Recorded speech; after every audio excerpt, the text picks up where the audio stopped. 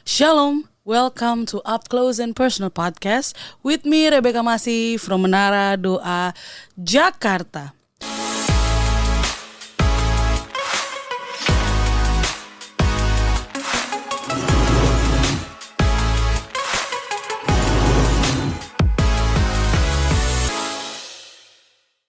Dalam 1 Petrus 1 ayat 15-16 dikatakan, tetapi hendaklah kamu menjadi kudus di dalam seluruh hidupmu, sama seperti Dia yang kudus yang telah memanggil kamu.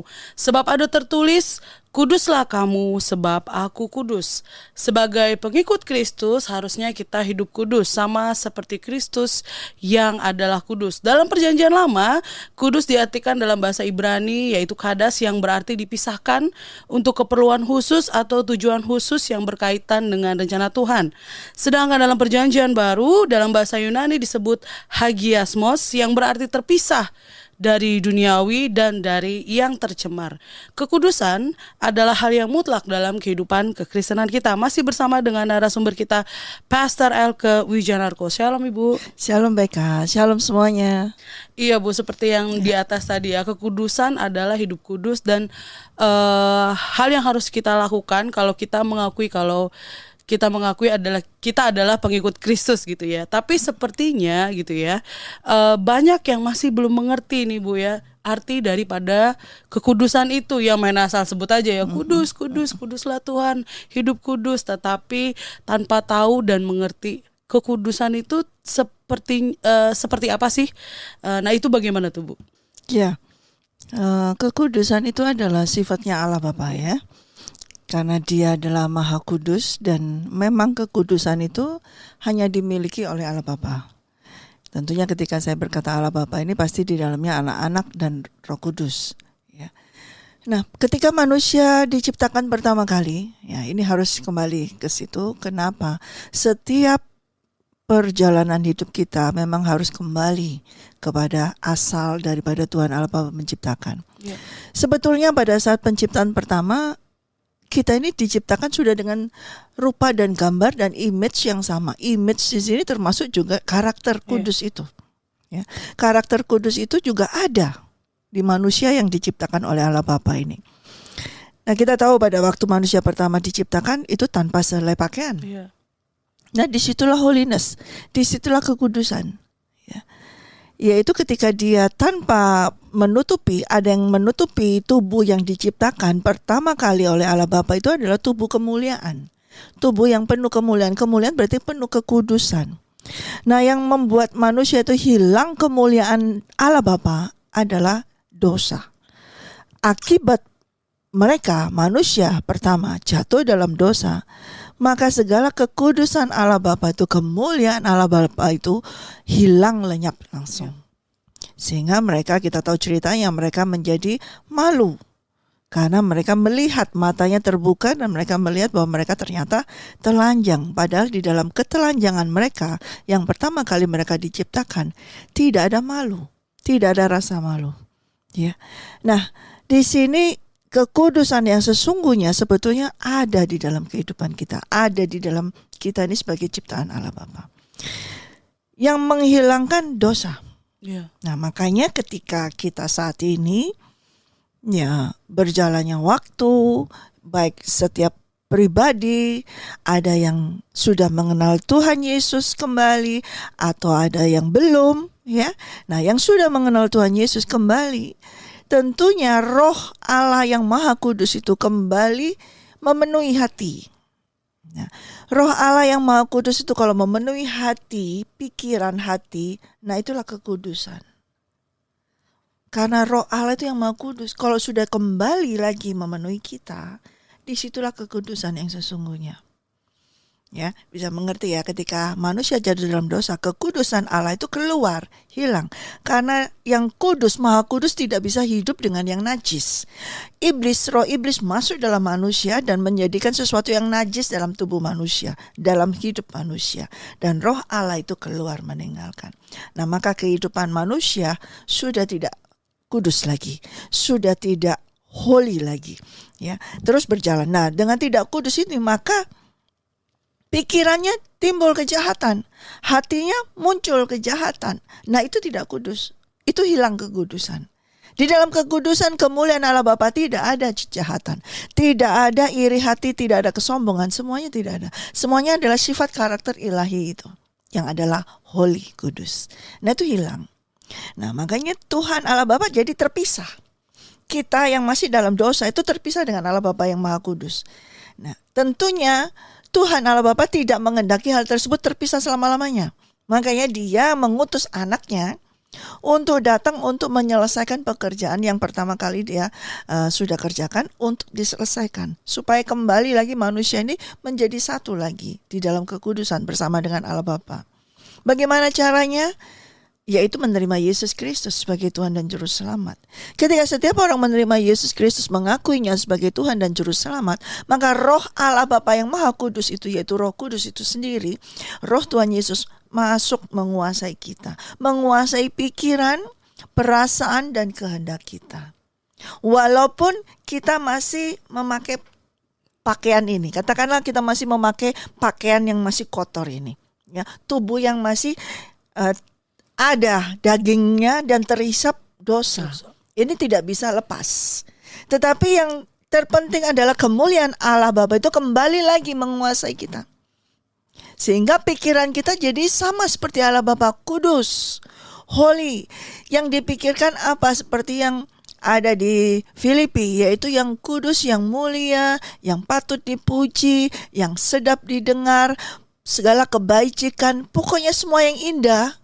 Itu yang ada dalam pikiran manusia yang sudah menerima kekudusan itu kembali. Bukan kita dengan terus kemudian tubuh kita jadi bersinar, glowing begitu ya. Atau kita setiap hari selalu memakai pakaian putih seperti itu. Kekudusan Allah Bapa kembali lagi menguasai kita kalau kita mau berserah, menyerahkan hidup kita kepada Tuhan Yesus Kristus. Dan Dia akan memenuhi kita dengan rohnya yang kudus. Dan itu membuat pikiran, hati, perasaan kita yang hitam, yang kelam, yang jahat, yang penuh dengan niat jahat dari iblis itu dikuasainya. Sehingga muncul kembali image-nya Dia, yaitu apa? Holy, kekudusan. Iya Bu, kalau di Perjanjian Baru yang seperti tadi dibilang kalau dipisahkan ya Bu ya kekudusan. Tadi juga Ibu bilang ketika kita menerima Tuhan gitu ya, maka akan ada kekudusan. Berarti dari pihak kita kan dipisahkan gitu ya Bu ya. Apakah ada apa ya namanya ya, dari kitanya juga setelah kita menerima Tuhan Yesus ada hal yang harus kita lakuin Bu supaya kita berada di dalam kekudusan ini, atau gimana tuh Bu? Hanya satu yang bisa kita lakukan dan harus kita lakukan, yaitu berserah, menyerahkan hidup kita kepada Tuhan Yesus, kepada Roh Kudus. Hanya Dia saja yang dapat menguduskan kita. Kita tidak bisa melakukan sesuatu yang kudus karena kita masih terhisap atas dosa di dalam. Walaupun Yesus Kristus menebus kita dari iblis. Yeah. Kemudian kalau kita segala dosa keturunan itu dihapusnya. Yeah.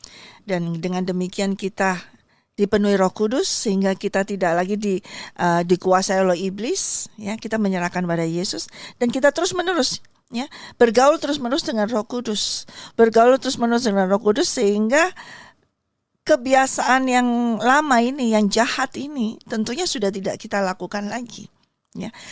Itu terus bergaul. Namun kalau kita tidak mau bergaul dengan Roh Kudus, tidak mau terus-menerus bergaul dengan Roh Kudus, maka kita akan kembali lagi kepada kebiasaan yang lama. Ya. Makanya harus kita menjalin hubungan yang intim lagi dengan Roh Allah yang Maha Kudus. Sehingga kekudusannya itu menguasai kita. Itulah yang membuat kita bisa melakukan kehendak-Nya. Bukan kita yang melakukan hal kekudusan, kita gak mampu. Roh Kudus itu sendiri yang mengerjakan kekudusan. Hanya ketika kita surrender, yielding, ya, menyerahkan totalitas kepada Tuhan, Dia yang akan mengerjakan hal-hal yang kudus dari pikiran, perasaan, dan kehendak. Sehingga itu kayak kita di-separate, dipisahkan roh dan daging. Nah, daging ini najis. Daging ini maunya perbuatan daging. Kita tahu di dalam Galatia kan, perbuatan daging jelas beda dengan perbuatan roh. Nah, kalau kita terus bergaul dengan Roh Kudus, walking habitual fellowship with the Holy Spirit terus-menerus, maka perbuatan daging ini sudah tidak lagi kita lakukan. Ya. Otomatis ya Bu. Iya, karena kalau kita jadi terpisah. Kita terus selama kita terus bergaul dengan Roh Kudus ya, tentunya terus bergaul dengan Roh Kudus, terus bergaul. Sekalipun masih dalam tubuh ini yang masih ada benih jahat itu masih ada dan masih ada di dunia ini yang penuh kejahatan. Tapi kalau kita mau terus bergaul dengan Roh Kudus, terus bergaul dengan Roh Kudus, mungkin sesaat ada timbul niat keinginan, tapi karena waktu kita sudah bergaul terus dengan Roh Kudus, maka itu akan, oh ini nggak benar, ini dari iblis, maka kita akan, Tuhan tolong aku, Tuhan akan menolong kita dari si jahat. Iya benar ya, karena kalau misalnya dengan kekuatan sendiri tidak mampu kita. Gagal pasti. Karena manusia pertama yang diciptakan itu dengan kekudusan yang luar biasa ya, holiness dari Allah Bapa ciptaan sini, dan tidak ada godaan, belum ada godaan yang lain-lain ya pada saat itu. Tidak ada gadget, tidak ada segala macam, tidak ada televisi, tidak ada apa. Tapi mereka dengan suara bisikan iblis saja sudah jatuh. Mereka tergoda, mereka jatuh hanya karena makanan ya. Jadi omongan-omongan iblis itu sudah bisa ini. Apalagi kita yang saat ini banyak sekali hal-hal yang bisa memicu kita untuk jatuh kembali. Iya. Kalau kita tidak terus keep walking habitual fellowship with the Holy Spirit, maka kita akan jatuh di situ. Iya betul. Nah kekudusan ini sama seperti takut akan Tuhan gitu ya Bu ya. Tapi kalau ditanya iya tadi yang bilang, tapi pada hakikatnya nggak ngerti, tetap aja ngelakuin hal-hal yang tidak kudus atau yang tidak takut sama Tuhan gitu ya, dan nggak menghormati atau ya itu dia nggak ada takut akan Tuhan. Nah itu bagaimana tuh Bu? Kalau misalnya berarti apakah dia tidak sepenuhnya menerima Tuhan sebagai Tuhan yang tadi Ibu bilang kan, kalau kita sendiri pasti nggak bisa, tetapi di pada kenyataannya gitu ya, saya lihat gitu ya, bahkan orang-orang yang dibilang hamba Tuhan pun gitu ya, ya gitu sepertinya tidak takut akan Tuhan juga mungkin apa gitu. Nah itu bagaimana tuh Bu? Ya hanya tadi yang saya katakan, dasarnya adalah bergaul dengan Roh Kudus. Walking habitual berarti ketika selama dalam perjalanan kehidupannya dia tidak terus senantiasa seperti Henok. Ya kita udah bahas itu ya, Henok. Dia bergaul dengan Tuhan selama 365 tahun. Tidak 1, 2, 3 hari, 4 hari, seminggu atau 100 hari, tapi terus menerus. Dia masih ada di bumi ini. Ya, tapi Alkitab mencatat dia bergaul artinya terus menerus bergaul. Dan di dalam pergaulan dengan Roh Kudus itu memang ada sesuatu, karena kita masih di dalam tubuh ini, saya katakan tadi masih ada benih jahat. Nah itu ketika muncul, nah karena kita banyaknya bergaul dengan Roh Kudus, suara Roh Kudus lebih kuat, lebih terasa, dan kita lebih peka, lebih tahu bahwa oh ini dari iblis, maka kita akan melepaskan hal tersebut dan kita takut akan suara Roh Kudus. Kalau dia katakan bukan, jangan, nah kita lebih takut akan itu. Ya, kenapa bisa terjadi itu? Karena pergaulannya tidak terus-menerus. Dan pergaulannya dia hanya sekedar ya tahu aja, oke, haleluya, atau puji Tuhan, atau hanya berdoa, Tuhan Bapa kami, semuanya, atau baca Alkitab begitu saja, tetapi tidak mau bergaul seperti yang Tuhan kehendaki. Ketika pergaulan intim dengan Tuhan itu ada yang harus dibayar. Bayarnya apa? Bukan pakai uang, bukan pakai makanan, pakai apa? Yaitu tubuhnya kita ini yang harus kita serahkan. Kita matikan, kedagingan ini yang harus kita matikan, kita serahkan. Ini aku serahkan kepadamu, engkau yang kuasai. Nah itu harus sepenuhnya. Kalau cuman ini aja dulu, tangan ini dulu, lalu tangan ini dulu, ini dulu, ini dulu, nah berarti masih ada kesempatan yang lain akan muncul kedagingan tersebut. Tapi ketika kita mau mulai, iya aku mau hidup denganmu Tuhan, aku menyerahkan seluruh kehidupanku, semua kedaginganku. Kalau muncul keinginanku, kedaginganku, Tuhan tolong aku untuk segera diidentifikasikan supaya aku segera matikan. Jadi keinginan daging itu harus dimatikan. Manusia duniawi kita harus kita matikan. Kenapa?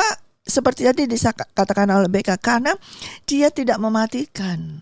Kita yang harus mati. Artinya muncul, ini tetap akan muncul. Saya pun mengalaminya BK. Ketika ada sesuatu masalah atau ada persoalan, ada yang dari sisi jahat yang muncul.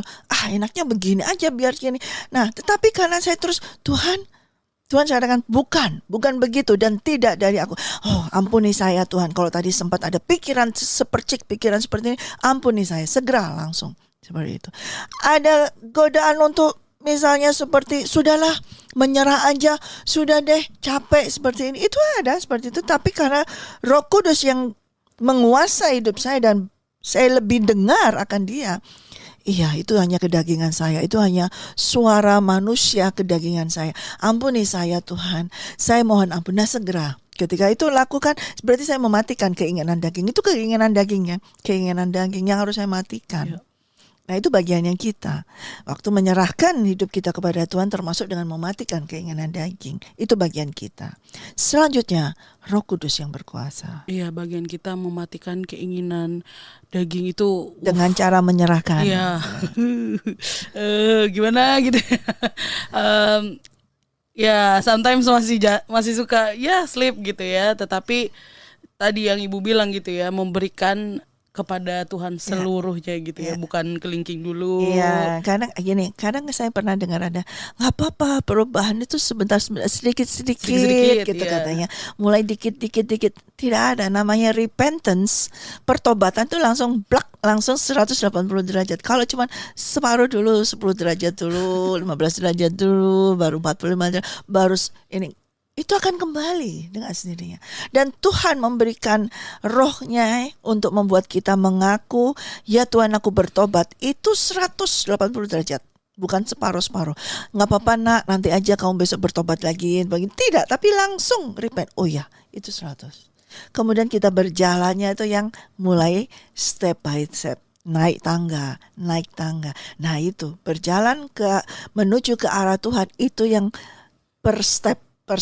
Satu tangga, satu anak tangga. Nah itu yang harus kita berjalan dengan Roh Kudus. Tetapi repentance, pertobatan itu harus langsung. Tidak bisa cuma sedikit-sedikit. Udah bisa 15 dulu, 45, lalu 90. Nanti akan gampang kembali dan tidak akan menjadi bertobat. Iya sih.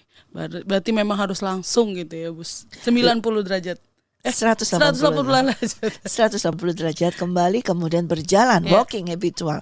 Nah berjalan ini dari hari ke hari, terus walking, fellowship with the Holy Spirit terus dari hari ke hari. Nah itu semakin lama semakin jauh dari lubang dosa ini. Tapi kalau kita berhenti, dikejar sama ini keinginan kita, ngejar kita lagi. Nah kita ulang lagi, mulai lagi gitu. Iya. Dan di sini juga ada yang bilang gini ya, kekudusan itu sepertinya identik hanya soal dosa seksual ya Bu ya. Kalau dulu aku tuh masih remaja, masih pemuda gitu ya, nggak boleh bla bla bla bla, pokoknya ya sekitaran dosa seksual dan sekitarannya gitu ya. Nah apakah kekudusan itu hanya itu saja? Atau gimana tuh Bu? Tidak ya. Kalau kekudusan itu semua adalah miliknya Tuhan Allah Bapa, dari cara berpikir, perasaan dan kehendak itu kudus, dan itu Dia sudah memberikan kepada kita sebetulnya pada saat penciptaan ya. Tapi karena jatuh dalam dosa ini yang menguasai juga seluruhnya. Jadi ketika manusia jatuh dalam dosa, Adam dan Hawa cuma makan buah yang dilarang. Bukan melakukan perselingkuhan belum tapi makan buah yang dilarang, tapi sudah membuat jatuh semua dosa itu. Dan tindakan dosa itu baru tindakan dosa, dari seksual, dari percabulan, dari pembunuhan, dari segala semuanya itu tindakan. Tapi dosa awal itu adalah ketidaktaatan kepada Tuhan, itu dosa. Melanggar perintah Tuhan, nah itu dosa. Tidak taat kepada Tuhan.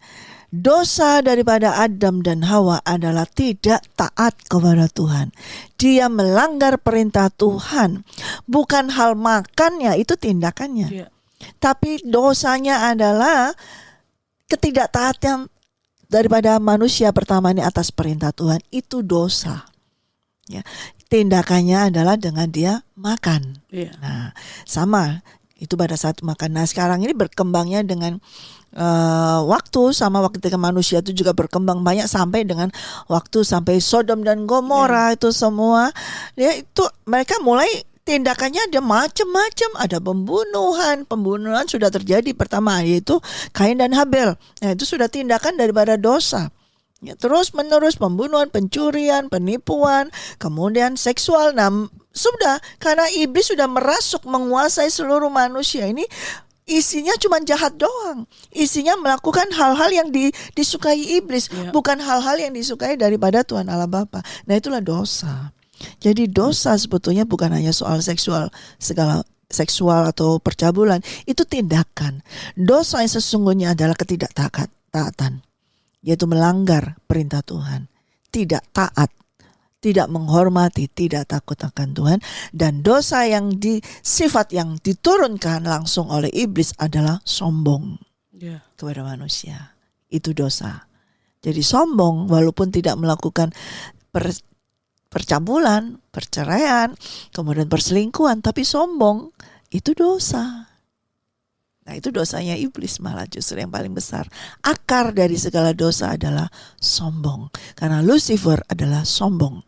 Dan begitu dia jatuh dalam kesombongan, dia turunkan sifatnya itu kepada manusia yang mau tergoda dengan dia, yaitu kesombongan. Iya, karena ya iya sih ya, sombong tuh orang nggak usah ngomong gitu ya. Dari hati aja, dari timbul merasa paling benar sendiri, merasa paling gitu ya, itu juga udah sudah sombong gitu. Dan itu sudah dosa, dan kalau dosa berarti sudah tidak kudus. Iya. Gitu. Ya, dan kesombongan ini ya Bu ya, yang membuat kita tadi yang Ibu bilang tidak taat. Kalau misalnya dosa seksual itu kan perbuatannya ya Bu, tindakan perbuatannya, tetapi ada yang lebih ini adalah ketidaktaatan dan juga ada kesombongan. Nah, bagaimana nih Bu supaya para pendengar dari Up Close and Personal Podcast mungkin gak nyadar, namanya orang sombong gak nyadar ya Bu? Gak akan nyadar. Saya juga ngalaminya karena kita semua sama ya. Jadi ya sama, karena kita terhisap dalam dosa yang sama. Pasti semua orang ada banyak berkata, aku gak sombong kok, aku gak sombong. Enggak, engkau sombong. Karena saya dulu juga berkata demikian. Aku gak sombong kok, saya gak sombong, tapi sombong. Karena semua terhisap dosa daripada iblis. Dosanya iblis adalah kesombongan. Dan itu diturunkan ke Hawa, ke Adam, yaitu ketika dia berkata supaya mau mengalahkan Allah Bapa, kan? Diputar balik supaya mengalahkan Allah Bapa untuk tidak taat. Kamu bisa kok, kamu nggak mati kok. Nah, itu jadi sombong. Nah, itu menjadi sifatnya manusia. Sifat manusia dari iblis yaitu kesombongan. Nah, ketika kita tahu hal tersebut, banyak sekali dari kita ini tidak mau mengakuinya, padahal tahu nih, pasti tahu. Saya pernah sombong kok. Pasti tahu. Beka juga ya. Pasti tahu. Cuman kita memang sombong untuk mengakuinya lagi. Gengsi. Tambah gengsi lagi. Jadi sombongnya double-double nih. Pasti kayak gitu. Dosanya double-double. Nah, ketika Roh Kudus kita percaya kepada membuat kita percaya kepada Tuhan Yesus. Nah, Tuhan Yesus berkata, belajarlah padaku karena aku rendah hati. Nah, ketika Roh Kudus masuk dalam hati kita, Roh Kuduslah yang mengajarkan kepada kita segala kerendahan hatinya. Sehingga kita tahu ternyata sifat sombong ini adalah hal yang paling menjijikan bagi Tuhan. Tuhan paling benci, Tuhan paling gak suka, Tuhan paling najis terhadap orang yang congkak dan sombong. Ya, mungkin kalau tindakan ketika seorang pelacur, dia berdosa seperti itu, melakukan perselingkuhan, perzinahan, kemudian dia bertobat, Tuhan masih mengasihi mereka. Tapi orang yang sombong, seperti ahli Taurat, orang Farisi, merasa diri paling benar, Tuhan paling gak suka. Dengan orang sombong itu kan merasa diri paling benar. Merasa aku gak salah, gue benar, aku gak salah kok. Nah, itu sombong dan itu dosa.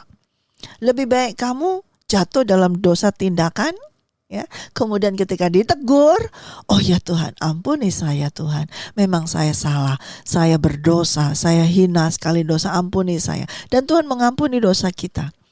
Daripada kita merasa aku tidak berbuat apa-apa, tapi di dalam ini ada suatu kesombongan yang luar biasa.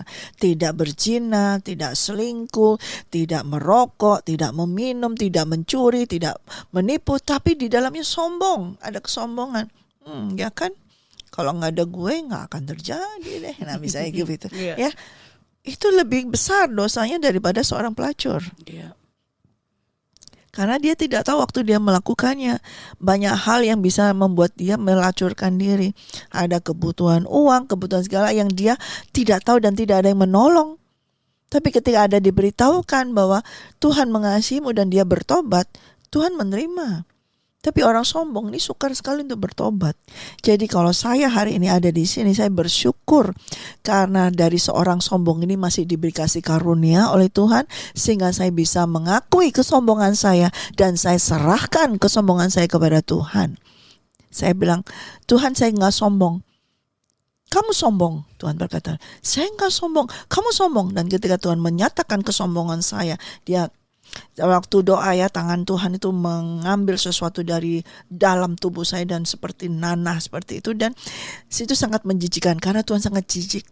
Lalu saya juga jijik ya, dan saya katakan, ambil Tuhan, ambillah Tuhan. Dan sejak saat itu diambilnya, dan saya tidak takut untuk mengakui kesalahan saya. Nah, itulah tanda ketika seorang sudah bertobat dari kesombongan adalah tidak takut mengakui dosa dan kesalahan, dan tidak malu untuk berkata, ampuni saya Tuhan di depan orang banyak, atau maafkan saya. Nah, itu adalah bukti dari orang yang sudah bertobat dari kesombongan. Wow, iya ya Bu ya. Karena ketika kita sombong maka kita sudah di luar dari kekudusan itu sendiri. Ya, jadi bersama-sama kita belajar gitu ya. Kalau kita ngerasa gue baik-baik aja, atau ini semua gara-gara gue, atau apa, atau segala macam, kita mulai cek bersama-sama. Yang pasti itu bukan dari Tuhan gitu ya, kesombongan itu. Dan jangan sampai kesombongan itu terus ada dalam kehidupan kita sehingga menggerogoti hidup kita ya Bu ya. Jadi kita tidak bisa hidup dalam kekudusan. Ya, hidup dalam kekudusan. Ya, kalau kita tidak hidup dalam kekudusan, berarti kita juga tidak akan bisa melihat Tuhan Allah Bapa. Karena tanpa kekudusan tidak ada seorang pun yang dapat melihat Tuhan Allah Bapa. Iya, dan kekudusan itu diberikan oleh Tuhan. Kita nggak bisa ya. Tadi seperti di awal kita tidak bisa melakukannya. Ya. Itu bakalan gagal. Ya. Saya pernah mencobanya dan gagal berkali-kali. Karena juga dengan kekuatan sendiri gitu ya. Kita pikir kita bisa ya. Iya, ternyata kita memerlukan fellowship yang setiap hari habitual, menjadi kebiasaan berfellowship bersama dengan Roh Kudus gitu. Betul. Ya. Namanya juga Roh Kudus, bukan roh jahat ya. Jadi kalau kita bergaul dengan Roh Kudus, tentu kekudusannya akan terus menerus melingkupi, bahkan menutupi kita semua, sehingga tanpa kita ketahui, tanpa kita sadari, ternyata kekudusan itu tiba-tiba muncul dalam pikiran hati kita. Sudah kita tidak lagi ketika melihat sesuatu yang terus tidak ada pikiran cabul, tidak ada pikiran ini, tapi lihatnya dengan kacamata daripada Tuhan, kudus gitu ya. Ya, kalau kita belum menerima, kita aja ngaku aja kalau kita kan manusia seperti sama semuanya. Ketika kita belum menerima kekudusan dari Roh Kudus, dari Tuhan Allah Bapa, ketika kita membuka balik-balik majalah atau gimana, kita ngeliat pose orang, cowok, cewek gimana dengan pakaian ini, sudah mulai bangkit sesuatu kedagingan, betul kan? Nah, itu pikirannya piknik. Pikirannya sudah mulai kemana-mana, walaupun kelihatannya diam aja, tapi di sini sudah kemana-mana. Nah, itu kenapa? Karena roh jahat itu yang masih menguasai kita. Tapi kalau kita Roh Kudus ini menguasai kita terus-menerus, sekalipun kita masih di dunia yang jahat ini, ngelihat kejahatan, ngelihat percabulan dan segala macam, itu tidak menggoda, mengganggu kita. Tapi jangan coba-coba ya. Jangan coba-coba langsung, aku sudah ini, terus kemudian masuk ke dalam situ. Nah, itu berarti mencobai Tuhan ya. Betul, kita sudah tahu ya kabur. Iya, makanya itu yang harus kita ketahui. Berarti seperti tadi dikatakan dipisahkan, ya jangan kembali lagi mingle dengan tempat-tempat seperti itu, jangan kembali ke dalam lubang seperti itu, jelas harus keluar, pisah seperti itu. Iya, kalau zaman sekarang jangan lagi lihat-lihat postingan seperti itu, harus karena sadar. Masuk ke FYP-nya gitu ya. Iya, betul. Kelihatan semua kita ngeliatin apa aja gitu ya kan. Makanya itu. Ibu. Jadi memang ya ketika kekudusan ya daripada Tuhan, itu ada dalam kehidupan kita. Teruslah memiliki hubungan yang terus menerus setiap hari, setiap detik, bahkan bersama dengan Roh Kudus, karena hanya Roh Kudus yang bisa memampukan kita untuk bisa hidup kudus ya. Betul, amin. Hanya Roh Kudus saja, dan kita memang bagian kita adalah berserah, memohon Roh Kudus untuk menguasai kita terus menerus. Iya, terima kasih Ibu. Sama-sama Beka. Sampai di sini podcast kita pada hari ini. Terima kasih untuk support Bapak, Ibu, Saudara sekalian. Jangan lupa di like, subscribe, dan nyalakan lonceng. Dan share podcast Up Close and Personal. Be ready for He is coming. God bless you.